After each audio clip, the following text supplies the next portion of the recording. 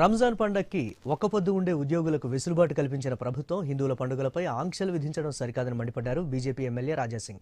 నవరాత్రి రోజుల్లో హిందువులు కూడా ఒక్కపొద్దు ఉంటారన్నారు. శ్రీరామనవమికి సౌండ్ సిస్టమ్ పెడితే కేసు పెడతామంటూ సిపి వార్నింగ్ ఇచ్చారని, ఆ విషయం ముఖ్యమంత్రి రేవంత్ రెడ్డి దృష్టిలో ఉందా అని ప్రశ్నించారు రాజాసింగ్.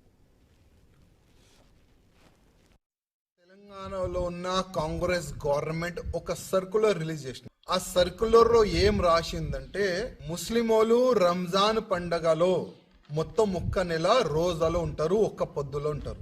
వాళ్ళు ఒకవేళ కొంతమంది గవర్నమెంట్ ఆఫీషియల్ ఉంటే, అవుట్ సోర్సింగ్ వాళ్ళు ఉంటే 4 గంటల తర్వాత వాళ్ళకి సెలవు, చుట్టి. ఈ విధంగా ఒక సర్కులర్ కాంగ్రెస్ గవర్నమెంట్ రిలీజ్ చేసింది. నేను తెలంగాణలో ఉన్న ముఖ్యమంత్రి రేవంత్ రెడ్డి గారికి అడుగుతున్నా, నవరాత్రి హిందువులకి ఒక పెద్ద పండగ, 9 రోజు ఒక పొద్దు ఉంటారు. అప్పుడు ఇట్లాంటి సర్కులర్ రిలీజ్ చేయాలని మీకు ఆలోచన రాలేదా?